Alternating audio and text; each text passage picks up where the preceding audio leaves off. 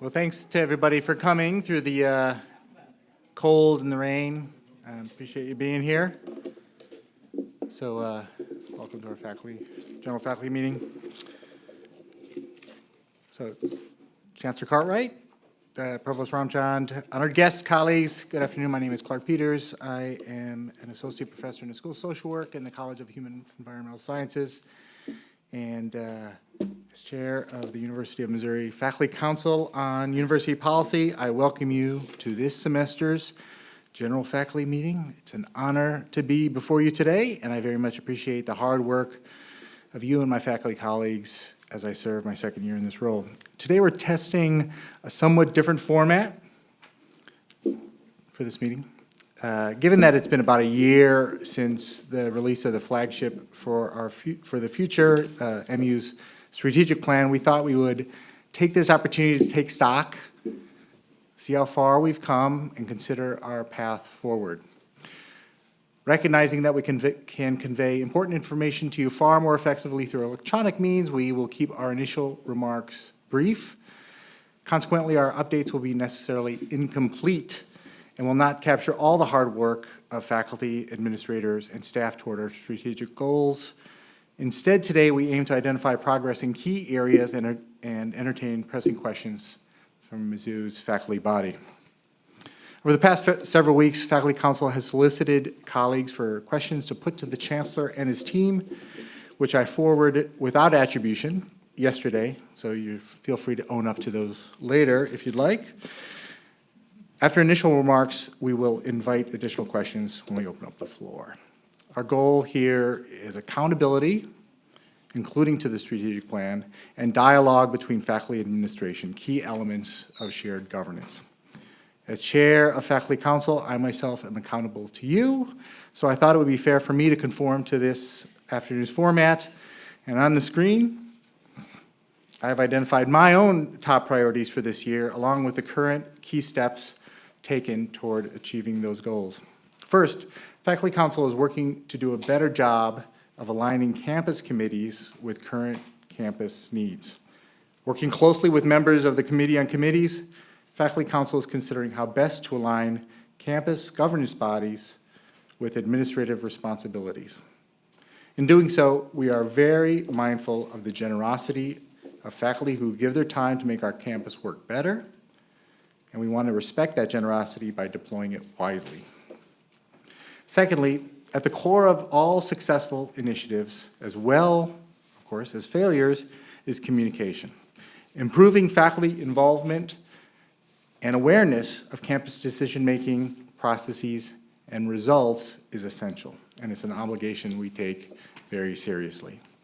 To improve communication, my colleagues on Faculty Council and I have worked to improve our website, enhance access to key resources, and provide concise and meaningful direct messages to our respective constituents about what we do. Finally, Faculty Council is hardly the only campus body with a role in shared governance. Besides campus standing committees, each college and school at MU has its own faculty governance body. These councils go by different names, but with a new budget model and so many other administrative challenges ahead, each unit should have a robust, ongoing conversation between the dean's office and faculty. To encourage these conversations, Faculty Council has reached out to each unit to ensure that these groups are identified, that they are meeting, and to offer any support that we can provide. At each Faculty Council meeting, including tomorrow's, members provide reports of the functioning of the respective school and college policy committees. In doing so, we hope to inspire the conversations that need to happen across this campus. As I intimated earlier, these three items hardly capture the work of your representatives on Faculty Council. Every day, members are involved in advising administrators, selecting new campus leaders, guiding initiatives, and I encourage you to get involved. And indeed, you have an opportunity to do so this very week. The Task Force to Enhance Learning, Teaching and Learning, TFELT, is examining how we assess teaching on this campus, including for purposes of promotion and tenure, and recognizing and rewarding strong teachers. TFELT is holding 2 community engagement sessions to get feedback tomorrow and Friday, so I encourage you to take a look at the Teaching for Learning Center gateway to get information and attend. So with that, I will hand it off to President, to Alexander Cartwright. Yeah, I did that once before. So thanks a lot. Thank you. Yes, thank you. Thank you so much, Clark.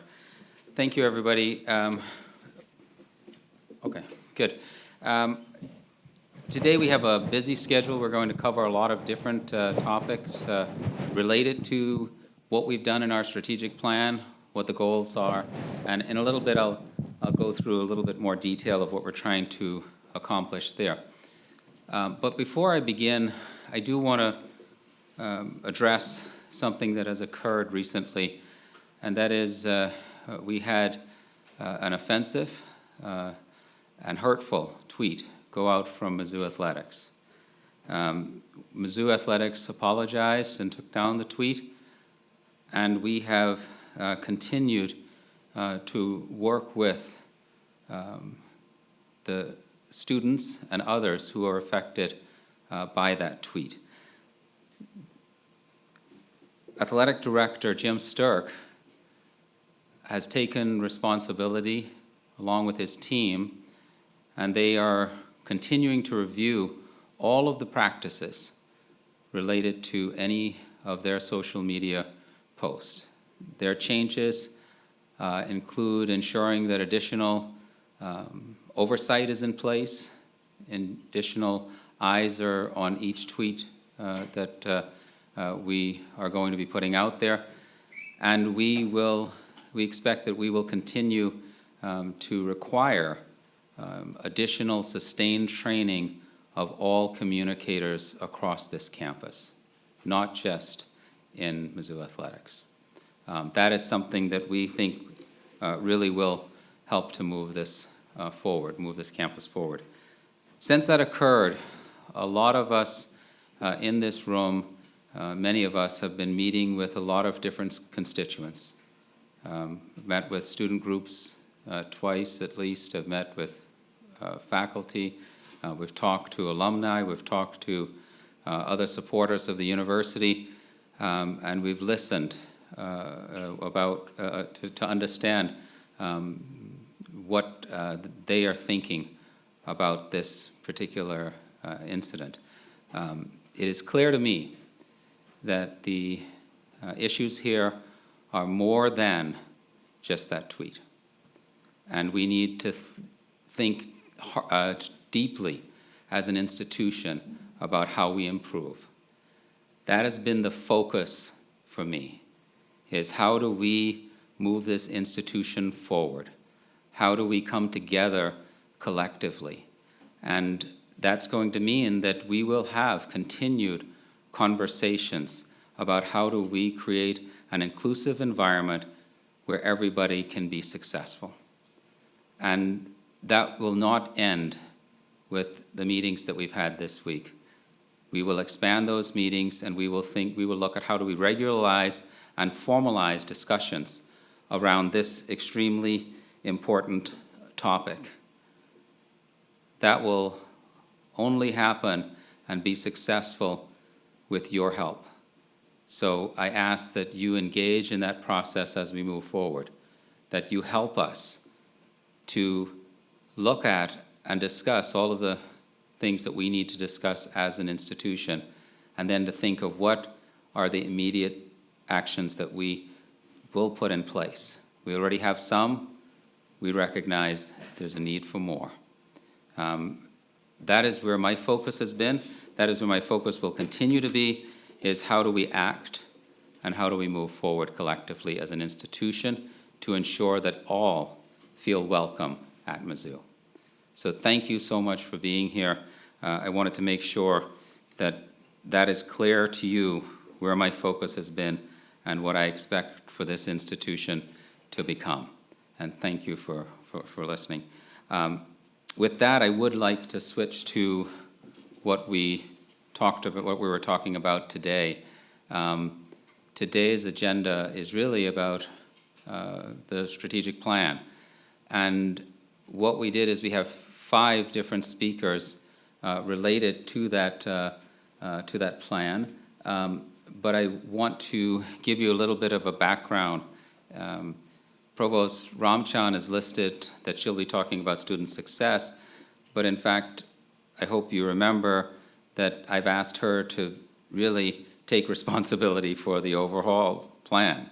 And so she actually has responsibility for the whole plan. But she'll today talk about student success also.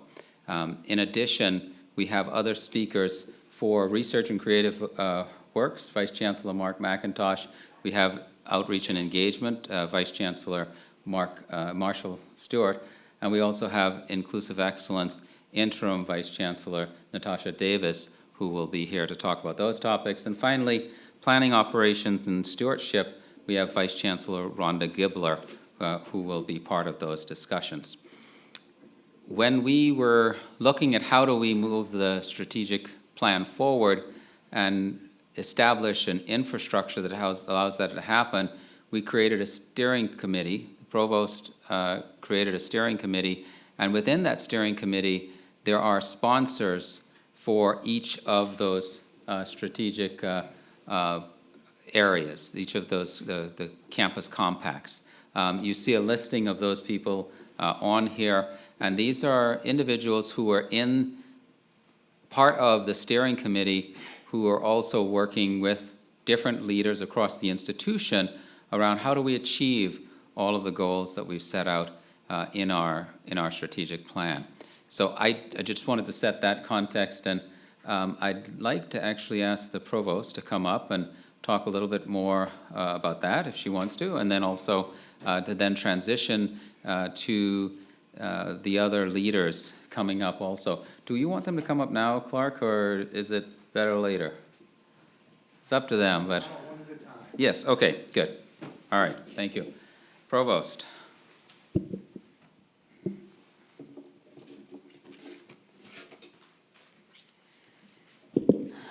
Good afternoon, everyone. Thank you, Clark. Thank you, Chancellor. As the Chancellor alluded to this, we did start with a steering committee that was composed of people who would own each of the different compacts.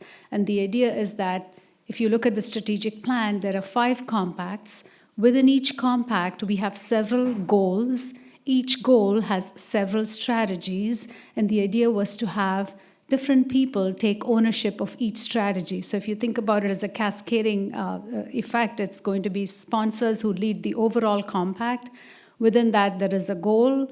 There are sponsors for each goal. Within each goal, there are strategies. There are people who own the strategies, so that the strategic plan is not just a piece of paper that sits on a shelf in Jesse Hall, but it really becomes implemented and owned by everyone on this campus.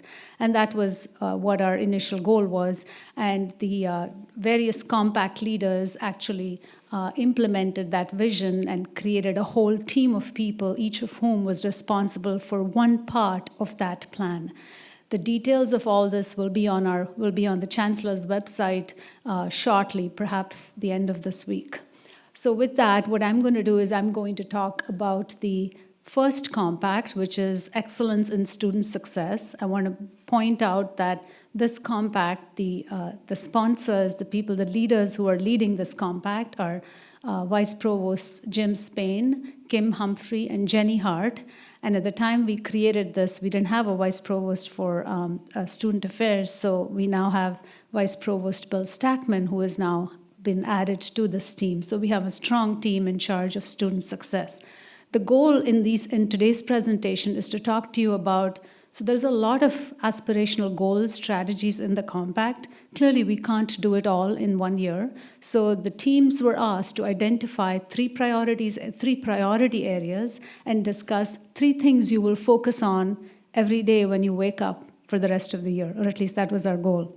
I have to see whether they're still doing it. So for student success, these were the 3 goals that we have embraced. What are they? Increasing our retention rate, increasing our graduation rate, both 4-year and 6-year. We did talk about increasing the career outcomes rate as well, but I was, what was I, a bulldog? Whatever it was that I was called, pit bull. So the idea was let's focus on these 3 things and really get it right.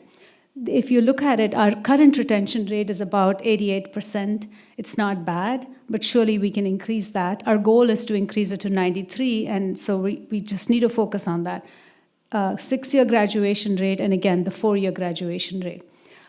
The idea is that everyone who is working on the strategic plan under student success, and who does that include? It includes deans, it includes associate deans, it includes faculty, it includes every one of us who has a role inside a classroom trying to educate a student learner who wants to come and learn. So this is something we all need to own. So how are we going to implement that?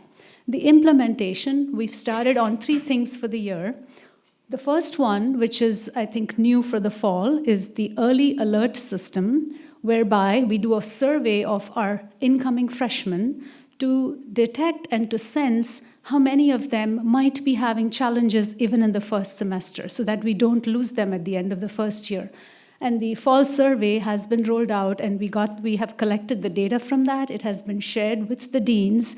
And the actionable items that are coming out of that are just amazing. Hopefully we'll get to share all that on the website. But there are advisors today talking about how they have reached out to students who are feeling challenged because of financial issues, because they don't feel like they're prepared, because they don't feel like they belong. And each one of our advisors, our faculty who have owned this initiative, are taking charge of that and saying, I'm going to literally adopt a few students, reach out to them, and help them in any way I can.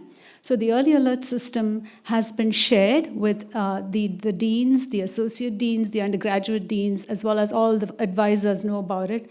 And the actions from that survey are also pretty compelling. But again, it's not a one-shot deal. This is a continuous process.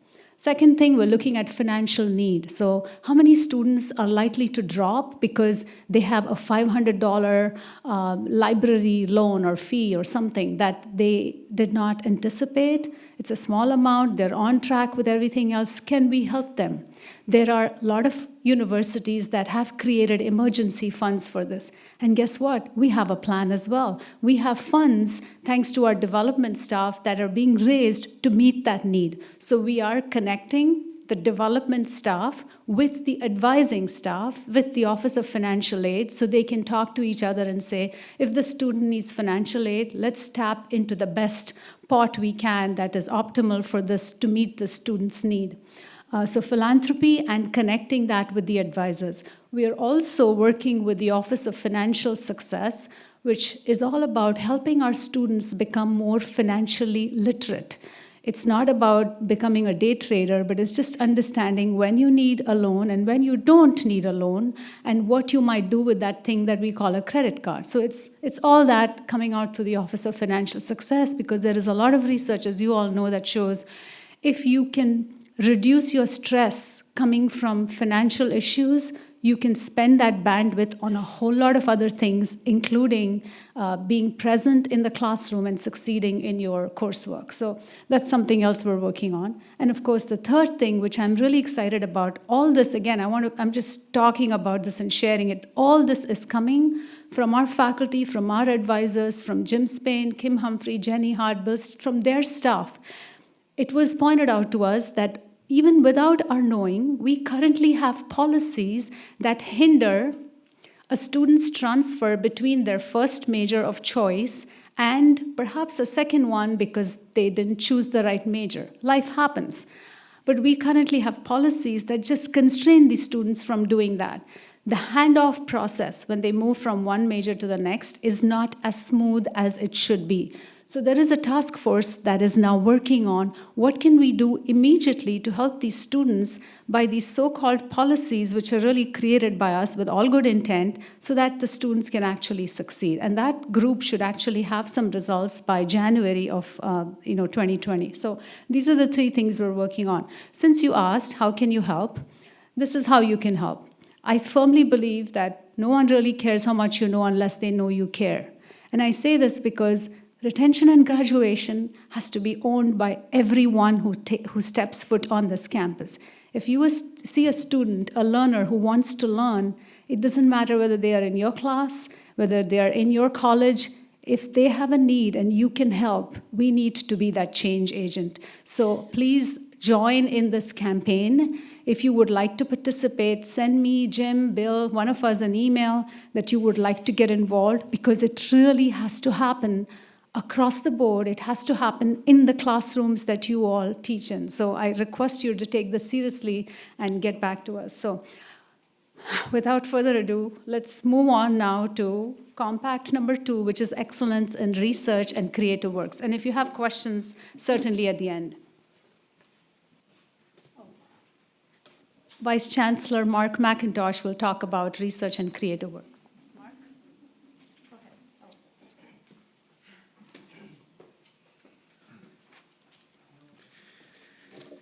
Thank you, Provost Ramchan, Clark, and Chancellor, for this opportunity to be up here and give you an update on Compact 2 Strategic Plan, Excellence in Research and Creative Works. The team that is spearheading this effort includes Chris Pierce from the College of Arts and Sciences and Wendy Reinke from the College of Education, but it's a much bigger team than that.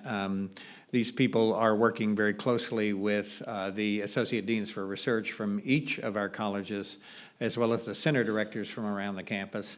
And a team from the Office of Research that includes our data analytics guru, Jamie Sabo, Sarah Gable, who has been running some of our internal funding programs for the last 3 years out of the Office of Research, Sheila Grant, who serves a dual role in the College of Education and the Office of Research, and several other people who've been instrumental in putting together the strategic development plan. So we have 3 priorities for the initial phase of this program, and they're listed here on the board, and I'll touch on each and every one of them. Strategic faculty recruitment, what we are calling Research First, which indicates faculty resources, support, and training, and the development of centers of excellence, one of which is the University of Missouri System Priority, the Next Gen Precision Health Institute. So let me just talk a little bit about implementation strategies for each of these 3 goals for the coming year. First, strategic faculty recruitment. So critical to our being able to grow the research enterprise and to meet the lofty goals that the Chancellor has set out of doubling our research output in the next 5 years, is the need to assess our own research strengths and weaknesses and begin to recruit strategically to make sure that we can fully develop our opportunities for growing the research development. At this point on campus, there are a significant number of faculty-led initiatives to begin to recruit strategically.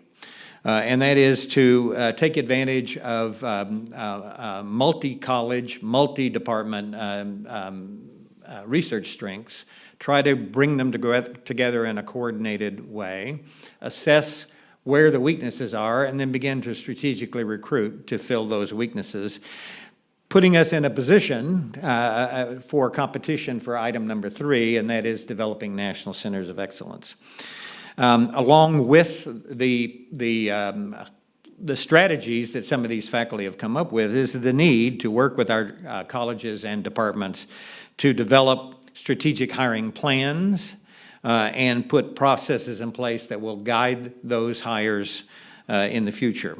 Some of the research strengths that we're now talking about are things like metabolic disease, animal and plant genomics, addictive behaviors, radiopharmaceutical sciences, cybersecurity, public health initiatives, artificial intelligence and machine learning related to precision agriculture, precision health, social and behavioral sciences, and on and on. So the faculty have been very responsive to trying to develop plans for strategic recruitment over the next several years. In terms of faculty resource support and training, we have put together now a set of structures to enable processes and support for faculty, including professional development. Many of our faculty are now participating in regular faculty development programs led by Susan Reno, who works cooperatively in the Office of Extension and Engagement and the Office of Research. She is a national leader in developing faculty development plans, and so she has now instituted a series of workshops, research foundation workshops across the campus to help our faculty, whether they're new faculty or mid-career faculty, in terms of grants development, grant writing, proposal development, human relations, and various other aspects of running research programs. Our Office of Sponsored Programs has put together a set of services for helping coordinate among all of the faculty development professionals around the campus, large center-type proposal development. We are working on processes for internal seed and bridge funding support, for research incentive programs, and for innovation technology development and implementation, along with core facilities support. And finally, Centers of Excellence. I have on my desk now a series of about 24 folders based upon faculty concepts for where we might develop centers of excellence going forward. Very creative ideas by many of our faculty about how we will become competitive over the next several years for centers of excellence in research. These centers should be diverse in terms of the disciplines engaged, and they should be aligned to our strategic plans. So we are working on a process now, a pathway for center development, and a template for center organization, review, and sustainability, which we hope to be able to release very soon. So those are the major implementation strategies over the next year. And now I think it's time for Vice Chancellor Marshall Stewart. Thank you, Dr. McIntosh, and it's good to be with you. This room always has a special meaning for me because this is where I did my presentation that I had to do when I was being interviewed for the University of Missouri. So it's good to be back in the room. Different circumstances, not quite as much pressure as it was that day. Our process of planning strategically, and that's what I call it, is really planning strategically, started in 2016 before this process really kicked off. We really went out around the state and began to think about and really have deep conversations with constituents in the state to really understand what they were thinking about, what was on their mind, and then try to turn not only the operations of extension, but think more broadly about engagement and how do we reset that or set that anew so that it really sets us up as an institution that does what our chancellor now says, be the University for Missouri. We were working on that before he came up with those words, so I think we were maybe a little ahead of our time, but we hadn't figured out how to articulate it the way he does. But that's truly what we were trying to do. And so what I'll do today is give you just a moment about that and then walk into the slide. And I think the moment I would tell you about that is what we learned is that Missourians really are interested in three primary things. These are the things that they think about at night when they go to bed. These are the things that are on their minds when they're around the kitchen table. And it's really, in the way we frame it, the language we use is economy. They're thinking about jobs and what kind of careers not only they will have, but their children will have. They really think a lot about education. Our governor talks about workforce development, but are we getting the education we need to, again, have better jobs, better careers? And the third thing, they really came out strong as we did a deep dive, not only in data, but also qualitative conversations with them, was that they talked a lot about health and are you really addressing those needs? So what we did a reset back last January of our entire structure statewide. And if you look at our map today, it does look different. We have a presence in all 114 counties. We also have strong agricultural extension, which is something historic here. We have strong areas of nutrition, human development, very strong community development, business development. But we've made sure that we do something that they really yearn for, and that was high touch, as well as bringing them a high-tech approach. So what this does, this slide really gives you a sense of that. The first thing and we tried to simplify, taking the lead of our provost, to really be that pit bull, as she calls it, to be very focused on what are one or two things you can do really well. So I do think about this every day when I wake up in the morning. How do we double our engagement with Missourians? How do we get more people? We touch somewhere around 1.5 to 2 million, depends on how you look at it.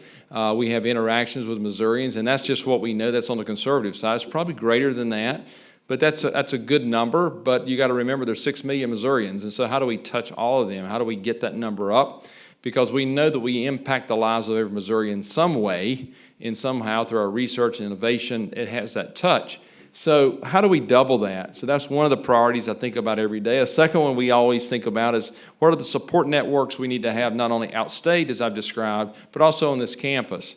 When I was brought here, I was asked to think not only about extension, but engagement. How do you put your arms around the entire institution, from journalism to law to business, all the different disciplines, to bring all that knowledge from health, everything out. So we're thinking about deeply how do we get that into the culture and help all of our faculty find ways to get out into the communities of Missouri, which deeply need the knowledge and technologies we have.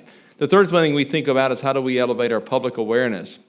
If we elevate our awareness, remember that we believe that while MU Extension Engagement is an important office here, it's really all about the University of Missouri. So if we raise the bar for MU Extension Engagement, however people want to see us out there, the entire institution goes up. And one of the big culture changes that's going on in Extension right now is getting people to think about themselves as being the University of Missouri and not just Extension. And that's a big switch, but we're working on that. So the implementation of that's pretty straightforward. In our counties, we have needs assessments going on right now, again, in those communities to really sharpen that, not only to look broadly at the full footprint of the state, but what's happening in that community that we could target, for instance, in healthcare, in terms of cancer or whatever the area that they may have a high need in. Second thing we're looking at is how do we do more scholarship of engagement on the campus. We're bringing in Steve Abel, for instance, later in November, and Susan Reno, who Mark just mentioned, works half-time with our office, and she's working on a plan now to bring Steve and other scholars, he comes from Purdue, to talk about the scholarship of engagement. How do we put our arms around that and to be better at that, regardless of discipline?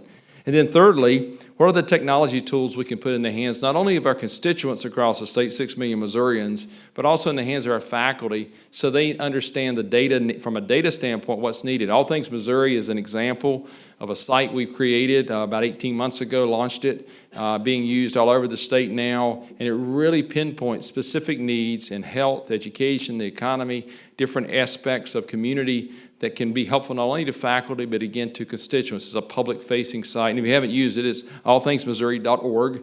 It's a public entity with 31,000 data streams coming into it 24/7. So those are the kind of things we're trying to do to truly, again, frame back with Dr. Cartwright to be the University for Missouri. And with that, I guess I'll go to diversity, inclusion, and bring them forward in terms of their compact.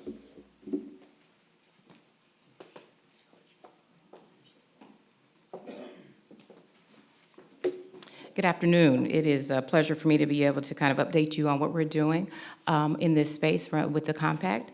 The first and foremost thing that we want to look at, and I want to be careful that I don't spend all my time talking about this because I get so excited around student success. But student success, faculty recruitment and retention, and a sense of belonging around campus, community, as well as our inclusive teaching.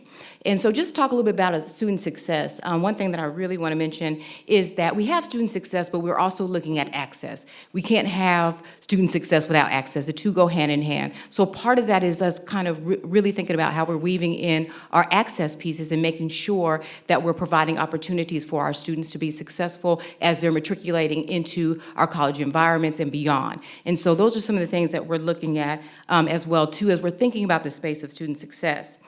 Just practically, though, some of the implementations that we're having is we're working directly with CASE. Many of you know our CASE Center, our Center for Academic Success and Excellence. Donnell Young is masterful in being able to lead that effort, and we're so fortunate to be having him within our division as well, too. So we have this very strong collaboration that's happening within CASE around student success.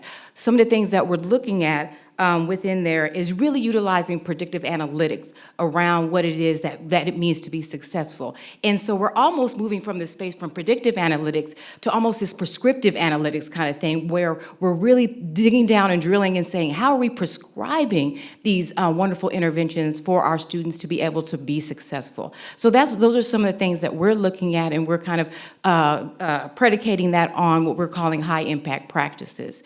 And so as we're thinking about student student success, and we're thinking about our students, we also want to be thinking about what they're doing in the classroom, but also outside of the classroom as well, too. So we're looking at things like undergraduate research. We're wanting to make sure that our students are engaged in mentorship. That's being huge right now.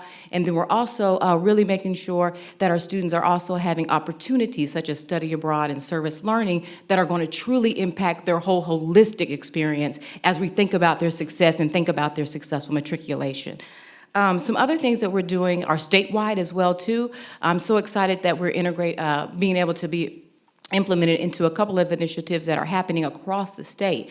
One of them is around the St. Louis graduates, which is a talent hub. And what we are looking at there is there's this concern within the state of Missouri around equity and around the concerns of equity and access in higher education. And so we're going to now be a part of that conversation and helping to move that forward, particularly as it relates to students from underrepresented, low-income, and first-generation backgrounds as well, too. So that's a great conversation that I'm excited. Actually, next week we'll start having that conversation and having a convening around that. Additionally, we also are looking at our implementation and our actual participation in our Missouri Lewis Stokes Alliance for Minority Participation in STEM. So that is a consortium of 8 campuses across the university, across Missouri. That is the goal of that is to really help support students of color within the STEM fields and helping them successfully matriculate, enter into careers within the STEM environment. So we're excited to continue those efforts, and we're actually growing those as well, too. The other one we're looking at is faculty recruitment and retention. That is big on, particularly of faculty of color. Of course, that's a big thing on a lot of people's radar, not just at our institution, but across institutions as well, too.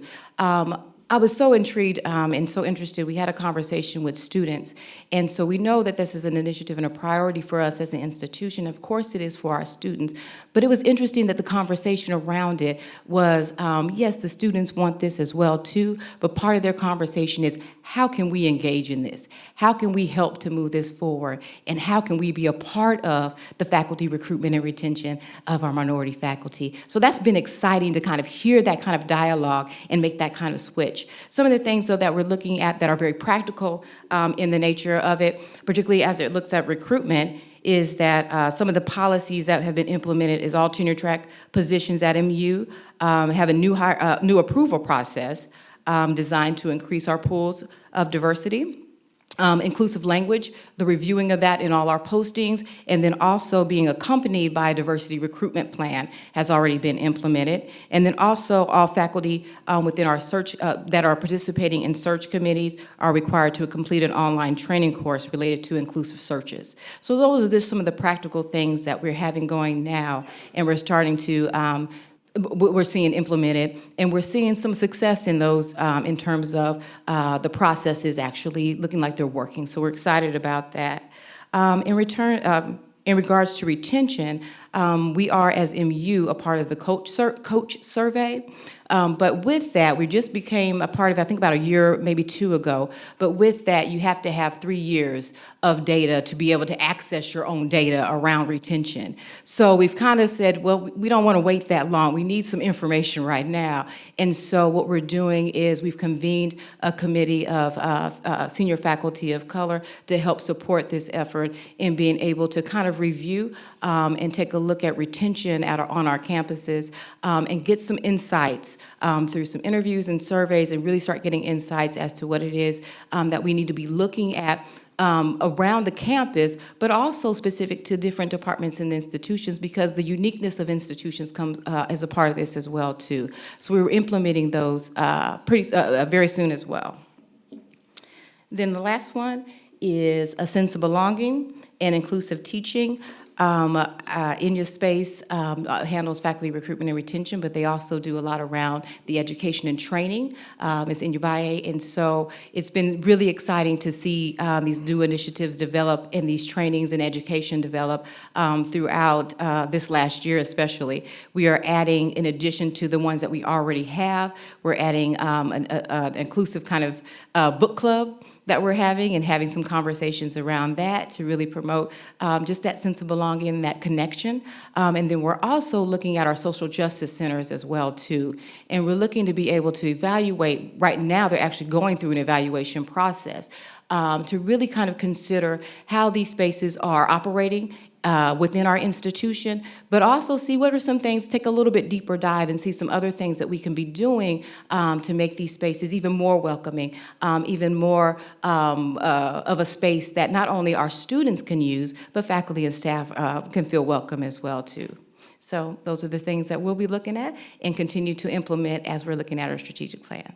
Next, we have Rhonda Gibbler. All right, what an honor to be here.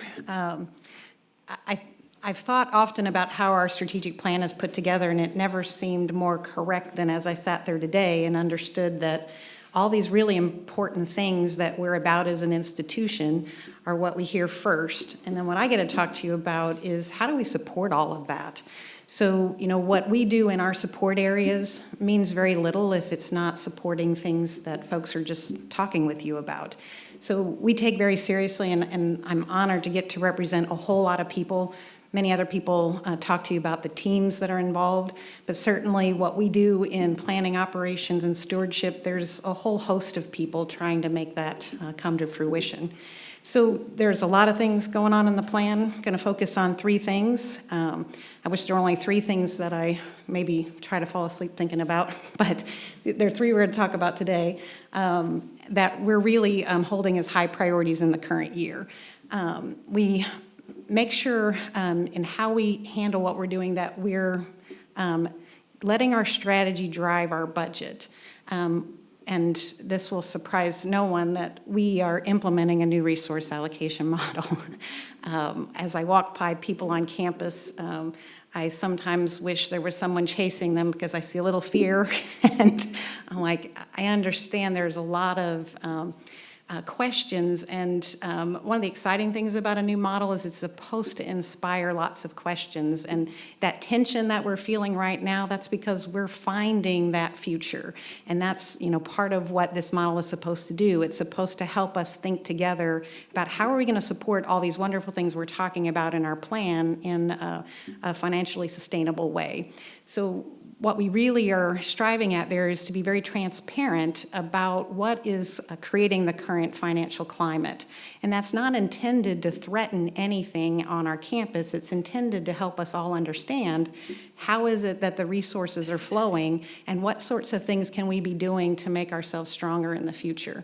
So certainly what we're doing in the new resource model is a high priority this year. There will continue to be a number of discussions at many different levels about the model, and it is a 3-year transition period for a reason. There's a lot we're going to keep learning as we're implementing this, and the intention is for it to find ways to help the whole university be stronger at what we're doing. The second thing is we need to make sure we're very carefully assessing the space that we have. So in trying to support all the important missions of the institution, we can't afford to waste resources on things that aren't really well used. And we know that we have space on our campus that's not optimal space and it's not well used. And so that's one of our priorities for the year, is to continue to focus on that. And it's not by accident that that's a priority, and that's a part of the new resource model that helps people really look in and see how much the facilities are costing. And then the third thing that we're very interested in our plan this year is in trying to improve the quality of services, the effectiveness and efficiency with which we do things. And so one of the things that has happened over the last number of months is we have reorganized the divisions of finance and HR, and we've brought some administrative teams from a couple of other areas on campus, and we're putting together a new division of human resources and finance services. And the idea there is for us to get a deeper understanding of how it is people are carrying out this administrative work, and how can we make processes simpler, how can we put together the right kinds of teams that truly provide shared services. And when we say that, it has to be a service that actually delivers what people need. So oftentimes when I talk to people about shared services, there's a bit of concern that, well, it'll be the service you want to give me, not the service I need. And that's something that we have to be very thoughtful about and make sure we put together the kinds of things that help people get the mission of the institution completed. So with that, I'm going to not turn it over to anyone. No. I'm going to step off the stage here for a moment and turn it over. Come on up. Invite all the speakers to come up.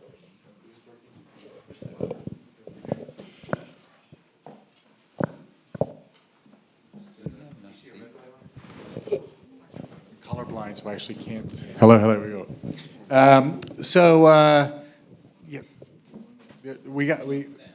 Yeah, I'm happy to stand. I get to stand? No, sit down. So I'll moderate. First of all, thank you. I don't think anybody had optimism that we would actually stay on schedule, so I want to thank Ashley as well for keeping us on time.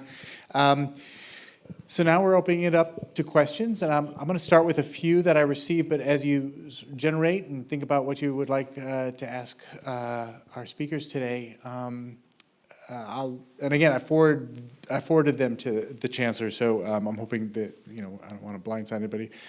One question that came up from a number of faculty is with regard to the U.S. News and World Report. I do think that there's good reason to be dubious of the methods that are behind that ranking system. But that said, there is concern about our position there. And I know it's something we've talked about, so I would invite you to speak to that.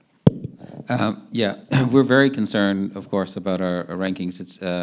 It's important that we look at that, and yes, we could argue about methodology that's used, but the truth is our rankings have been dropping. And if you look within those categories of what they consider important, there are a number of those topics that we also value and that we need to be improving in. Those include retention and graduation rates for the population in general, includes Pell-eligible students, includes alumni giving, includes classes under 30, or under 20, over 50. There are a lot of things in there that we look at and we go, these make sense for us. We should improve our retention rates. We should improve our graduation rates. So what I would say is that our goal is we're going to focus on those and improve those as quickly as we can, because they will help us to move forward as an institution. The rankings will follow that excellence. I will thank also that the system, President Choi and others have, of course, prioritized this, because people have looked at this and seen what's happened across the whole system. And we know, at least I know, that our ranking that we have, that is not reflective of the excellence of this institution. And we need to work on it then, that we actually get the rankings that we think we deserve. The provost has been working on a plan of action for how we'll move forward. And I think over time, we will actually see those improvements. And you saw some of the things today. You saw the priorities and what was put up on the screen. I think those are consistent with areas we want to improve. Provost, I don't know if you want to. Great, thank you.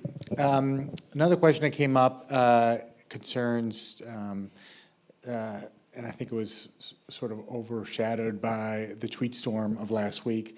But 2015 is behind us, but the 5th year anniversary is coming up, and I expect that there'll be some attention to that topic and how far we've come with regards to that. I know a lot of those are woven in, and Natasha, that was part of your presentation, but I'm wondering, is there anything special that we need to think about in the year ahead? I think around the issue is not necessarily 2015 in itself, but I think what a lot of the conversation have been is around what are some of those things that came out of it. and how are we doing kind of within those spaces. And so when we're thinking about the students and the demands and that kind of thing, that's kind of where more students are at in terms of where are we at, where are we looking at, and how are we moving forward. A big part of that, though, is that, and as we've been talking about, I think over the last couple of days with some of this, is that what's essential right now is the understanding that the work that we're doing has to be communicated. And so that's the important thing that we're really working on right now, because that does address a lot of the concerns of the students, but then also, too, to really understand, too, that students have, this group of students have some other concerns. And so we have to also be mindful of those as well, too. But I think a lot of the conversation, like I said, has been around the work that we're doing, communicating that, but then also having this very kind of reciprocal kind of conversation as to making sure that we're hearing our students and that we're listening to our students as well, too, right now. So that's kind of more of the conversation, I think, in the direction that it's been going. Chancellor, I don't know if you have anything to... I agree. I mean, the only thing that I would add to that is that a conversation around faculty and staff, and it's not just the students, faculty, staff, and our community, and all of how we can continue in a meaningful way to move this institution forward in an intentional way. And I think that's actually what we want to focus on and really think then about what that means for this institution as an inclusive institution. I have a long list of questions, and I'm happy to keep answering them, but you are welcome to come to the mic and put your own forward. It's a shy group today, evidently. That's surprising. You had a lot of questions, so... I do. So with regards to the budget model, and I joked with Rhonda that I probably heard her presentation a dozen times.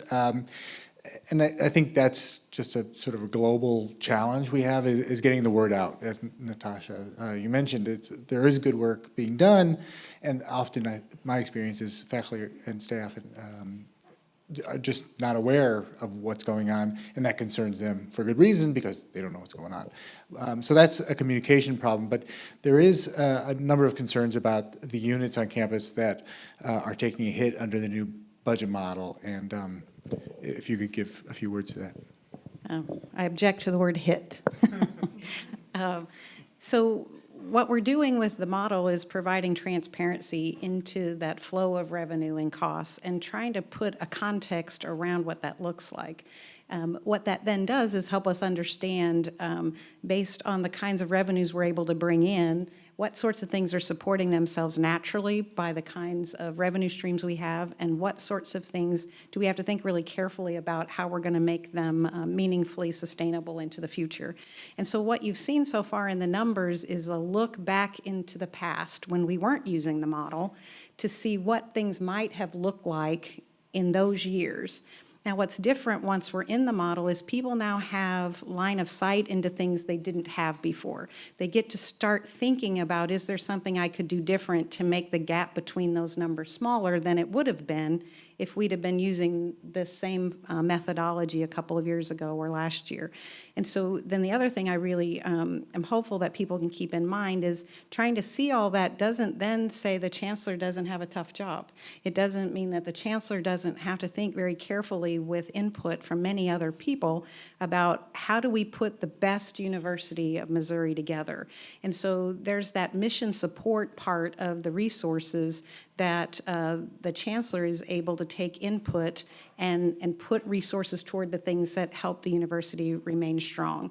And so, as I said earlier, the model is not intended to threaten. The model is intended to inform and to give people a line of sight into how could I help? And here's specifically what's happening in my areas. And then that, for many of us, that's then a challenge about, well, how do we get even better?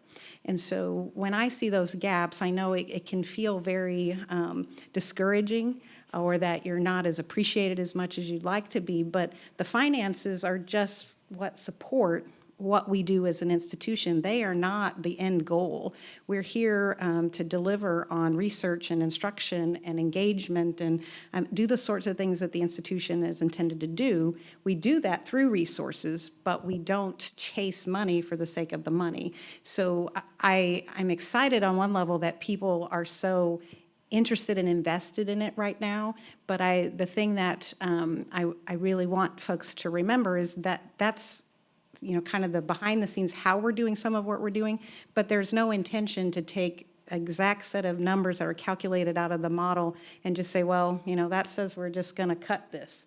There's then an intelligence process that is laid on top of that in terms of what are we doing to invest in the excellence of the institution that is not automatically reflected in exactly the tuition that comes in or automatically reflected in the research volume. But, it's intended to help us make better decisions. And it's not a better decision to cut something that's vital to the institution just because a model crunched a number and now, well, actually, that had let the chancellor off way too easy. He's got a lot more to listen and take in from so many people who can help us make this university better than to just simply use a couple of numbers to come to a conclusion. So. Great. Anybody have anything to say? So there's this terrific. Come on up. And as you do, yes, we'll wait for you to make the trip. I wanted to follow up, if I can, on the resource model. At this gathering in spring, you said, well, this model is evolving. It's evolving. It's evolving. I heard that 5-6 times. Can you give us 3 or 4, 2 or 1, concrete examples of what's changed between May and November 1st? Thank you. Absolutely. So one of the things that we're doing in the model that, if you looked at other institutions, is fairly unique is our instant assignment of a pool of resources for mission support. That's not something that happens in every model that you look at. And that's because we're recognizing right out of the gate that the institution is here to ensure we can value all the missions that we have. Well, one of the things that, when we looked at that, we were allocating that revenue based on the administrative home of where grants and contracts came from. And we were assigning the value of F&A that was collected based on administrative home. In talking to a variety of parties, one change that has evolved is that we'll be using shared credit in the way that we allocate those resources rather than administrative home. We heard from a number of parties that was a better way to reflect how things are going to be done. Now, like most things in the model, any change you make, there's an upside of that change and there's a downside of that change. And that instantly, my partner here, that means you're not assigning any credit for F&A or mission support to the research centers because shared credit is where the faculty members have their academic home. So that inspires us to continue to have conversations about what are the right ways to put together the resources it takes to have these amazing research centers that can capitalize on interdisciplinary work and those things. So that's one thing that I can tell you evolved since May. There have been a lot of good conversations. The part of that evolution is the model operates at the college school division level, and then the next whole wave of things that have to happen is down in the colleges, schools, and divisions. So, as I said, in research, we're in deep conversations about how do you think about research centers differently and how do you make them successful in the new model. So that's going to continue to evolve because that's a next level order sort of item that has to be addressed. And in the schools and colleges, they're having their conversations about, well, what does that mean in terms of how the revenue that comes in through the model for tuition, how does that then touch at the department level? There's no expectation that every college or school replicate this model identically. It's not even possible for most of them to do exactly that. So they have to have those conversations about, okay, how will this work? What I expect to happen is then they'll be lifting back up to us as we're trying to figure out how to do this in the colleges and schools, here's some key questions we keep bumping into. And does that mean that there's something about the overarching model that needs to be looked at carefully? And then the final thing I would say is we have the 3 committees that are going to take a deep look at each of the major areas of the model. We accepted and received a couple of hundred nominations of people who could help us with those committees. And part of what those committees will be doing is to take a list of questions that have already been surfaced and start trying to assess, is there something we should do different in the model, or is there some sort of intervention at the campus level that would address the concern that's been raised in that space? So another example is we aren't going to change the way we're distributing facilities cost in the first year, but we know that's a question that will have to continue to evolve over time. So we're using an average in the first year of the rollout, but most likely that committee will think together and start giving us advice about over what time frame might we evolve that and how far should it go. You know, at some universities, the facilities costs are precisely the cost of the space you're in. You know, it's metered, and there's, you know, a downside and an unintended consequence of being at that extreme, but there are some downsides of making it just one simple average as well. So, Just to add something really quickly, given that this is an evolving model, the evolutionary steps, it presents a challenge to getting those out there. So, we don't have any more chairs, but I know Jenny Hart's in the audience. The concerns about international students, and I think that's been addressed, but it took a lot of time to sort of make sure people understood that we should be still recruiting international students. And again, I think this is just something faculty council can help with, but it's just a sort of chronic challenge. Dr. Gregory. First of all, thank you for the new format. I really appreciate it. I can't always be at these meetings, and the ability to send questions in advance and check the answers afterwards is great. I am here to follow up on a question I sent in over email in the spring when I couldn't be at the meeting. I was the one, and I'm going to put my name on this now, who asked whether and when this institution was going to address the AAUP censure. And I'm not going to read my whole question. I had a lot going on in it. But it pointed out that it had been, and still has been, 3 years since the Board of Curators violated the collected rules and regulations and fired Melissa Click in response to intense political pressure, negative press coverage, and concerns about state allocations. In the last few months on this campus and on other system campuses, there have been other issues with political pressure that concern me. When I wrote the question, it was the same week that UMKC's chancellor and our system president were facing similar threats from the state legislature over the handling of student protests against an anti-LGBT speaker. At that time, a legislator specifically asked how much of a budget cut it would take to get someone fired. More recently, we have gotten political pressure about the Confucius Institute, and other situations have come up and probably will continue to, as the next statewide election season probably will bring yet more politicians making press coverage through their views on the university. I am concerned that as we come up on the 2015 anniversary, we still have not addressed this. Morale is low on this campus, as we all know. Many people are still afraid to speak out openly about anything that happened that year. When I emailed this question in, you did discuss it and said you were going to look into it. Where are we on that? What is happening? Are you working towards addressing the censure? I don't know that I have a straight answer, but this is what we're working on. We're getting all the, I'm still learning about the letter, been in touch with the General Counsel's office on what is our responsibility, what can we do, what should we do, and we certainly want to keep faculty council involved in that process. So knowing now that you are interested, we'll certainly reach out to you, but I don't have a yes or no answer. But it's something that the Chancellor did ask me to look into, and we are working with the General Counsel's office. We will have something to you soon. I don't know what the nature of that resolution will be, but we are working on it. Thank you. Yes, we are working on it, and I will say that, you know, if you look at the Confucius Institute, I think it's very clear that, we've supported what we're doing there, and we continue to support that. And the president has been instrumental in us continuing to support these activities. So I think will there always be outside people who want us to do certain things? Yes, and they can say things, but we will do what we think is right for the university.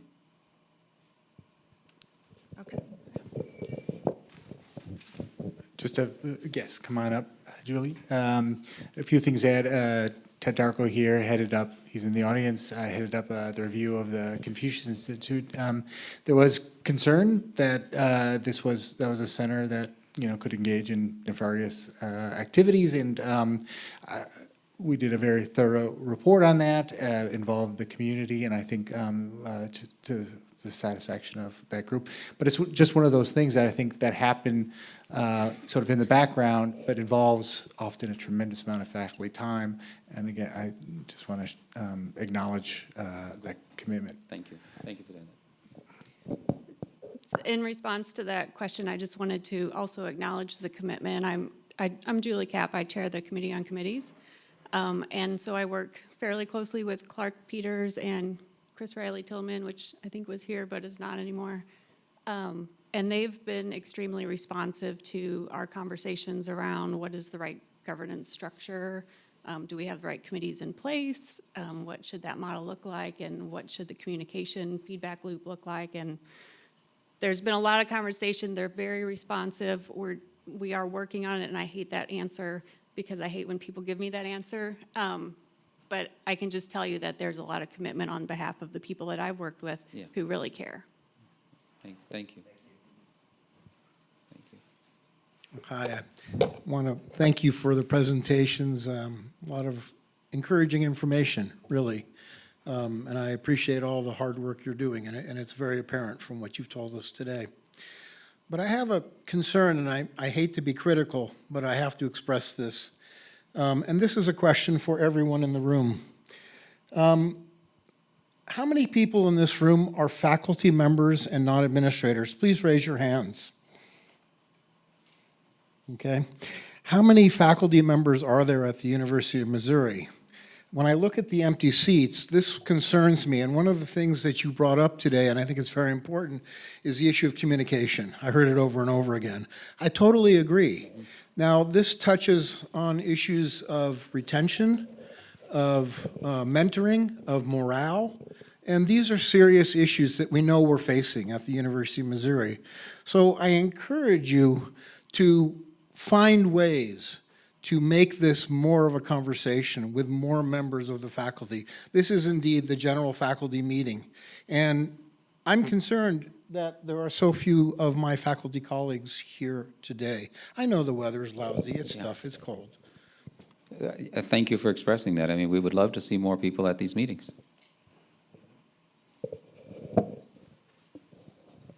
And we will entertain ideas for that. May I Raffles, add I something don't to that? Yeah. Yeah. So, thank you for sharing that. Might I suggest that, the issues that come up, we don't have to wait for this once Blue Moon faculty meeting. You can always email us and ask us those questions. We can reach out, and then we can meet in a committee or a council or bring faculty. Would be more than happy to do that so that you don't have to wait till this point to get your questions answered. That is not our goal at all, especially the provost's office. We're a service shop. We're here to serve faculty and students and staff. So at all times, please reach out, let me know your concerns, and we'll do the best we can to respond to those. And I'd like to emphasize that because that is one of the things that we need to continue to do is figure out better ways that we have two-way communications, because these are one-way mostly. I mean, you get to say some things, but how do we really have conversations around difficult topics that we can really get into the meat of what that topic means? And that's something that we have been thinking a lot about, and especially over the last few days. And I'm hoping we can collectively figure out a way to accomplish more communications about those topics. I wanted to return to something else that Dr. Gregory brought up, and that is how do make state legislators and people who haven't traditionally been our allies to understand what Mizzou means to the state. And I do think extension has a big role in that. And I know already spoke to it, but I mean, are there any other things you can suggest to faculty who may not be a part of extension, how they can contribute? Sure. I think there's when I came here, one of the things I found very quickly as I traveled the state is there was just a lot of gap between what they understood oftentimes in outstate Missouri, and you can take that as far as you want to go, and what really went on here. But there was also a gap about what we knew about them, so it ran both ways. What I find is that if you can sit down with a person, have a conversation, even though they ideologically may be in a very different place than you are, you find over time that there's a lot of common ground. I know some of the deans in here have been with me on a few trips, right, Elizabeth, and seen some things. Mark McIntosh has been with me out to see things. The Chancellor goes out, different ones. And when you have those conversations and you sit down and listen, you begin to understand the challenges they have. I shared with you earlier that the economy, education, health, we didn't ask them what the university could do for them. We said, what's on your mind? Yeah. And you start there. You start where they are, where they live, what they see, and then you back into what we can do together. There are some things we can't resolve, some things that are beyond us. But what I find there's a lot of things we do have in common. There's a lot of things that go on this campus that really drive the economy, for instance. I met today with a group that's looking at developing a strategy around manufacturing for the state of Missouri. It's a task force I've been asked to sit on and spent most of the day in Jeff City on that. And we're really thinking about how do you bring certain types of manufacturing back into certain communities where they had it maybe 25 years ago, and then as technology changed and a lot of things moved around the country, Missouri lost a lot of that. So in many communities, there's a feeling of loss, of hopelessness. They see their communities dying. It's real. I know the Chancellor was out this week, and Marty was telling me about the conversation about driving through small town Missouri and feeling the disconnect that many of them feel because they don't have broadband access. If you're on this campus, we're pretty hot here when it comes to broadband. Yeah. But I can take you 10 minutes from here where it's dial-up. Yeah. And you might say, well, what does that got? It's got everything to do with it, because when you get disconnected, then it becomes a very different feeling that you have, and that feeling drives emotion, and it becomes truth, whether it's true or not. And so what I find is that Missourians, if you go look historically at this university was founded in 1839, first public west of the Mississippi. A lot of great history here. Missourians that were born and raised here, and many of them become legislators, your legislators are from that pool, they know intuitively that they're supposed to love this place. It doesn't matter if they went to school here. It doesn't matter. There's something about it, and it traces back to about the 4th or 5th grade when they learned about the state of Missouri. And when they learned about the state of Missouri, they learned they were supposed to appreciate this place because it's special. Yeah. So what I do when I'm in those interactions is we start with that narrative. We start right there where the common ground is, and then you build out from it. And when they find out that, for instance, we have research going on here today that we're doing great research in cardiovascular research, for instance, that is saving lives in Missouri, yeah, that matters. When they find out that our work in agriculture is changing the way that beef cattle can be grown, yes, and because of that, there's more productivity and economic opportunity here, they get that. When they find out the College of Education is doing innovation that is bringing STEM education and allowing their children to go on to higher education, they get that. So what you have to do is to have conversation not in higher education ease, but about real Missouri. And I didn't say rural, I said real. We also have to be very careful, and I'll say this, Clark, this is a very careful thing. There's a lot said in this state about an urban-rural divide. There's an urban-rural difference, but don't emphasize the divide, because at the end of the day, it's all Missouri. Yeah. Many people who live in rural Missouri work in urban Missouri. And the more we allow that narrative to go forward, the more narrative gets in a bad place. What we've tried to do with our extension engagement work is to bring it together. And quite frankly, you see them coming back. It's a slow process. I'm not going to say, I know somebody earlier talked about legislators making comments. I hear that. Trust me, I've heard it face up, right in my face. I know the president has, I know the chancellor has too. I listen. I work beyond that, find out where the common ground is, and draw them to us. The University of Missouri is a very special place, and while, yes, it's been hit, but so has every institution, we need to regain that pride that we have in this place and communicate that. I know Cameron's done a great job with a lot of us working together on that, but this is all of our responsibility. It's not just extension, it's not just communication, it's all of us doing that. So there's a lot in that. I could talk all day on this stuff, but I hope that gives some sense of that. And I will leave with this. If there is any faculty member on this campus, whoever wants to go and visit a community in Missouri and spend a day in Missouri, you tell me where you want to go, I'll make it happen.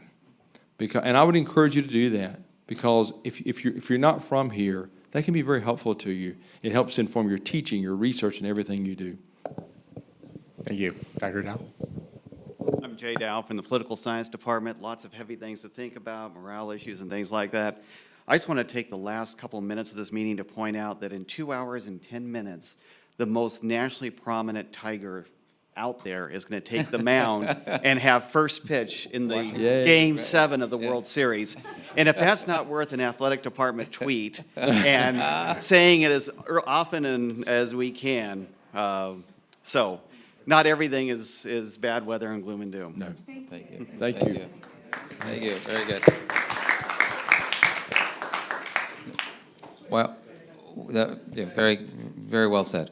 I want to emphasize what Marshall said too, and it's why we've been continuing to shift the narrative to talk more about our impact, because I think the more we can say about our impact, the better off we are. We talk about the great work, the things coming out of our faculty, the scholarship, the jobs, the education of our students, the new innovations in healthcare. Those are what people want to be investing in. And the more we can tell that story, the more they will support what we're doing.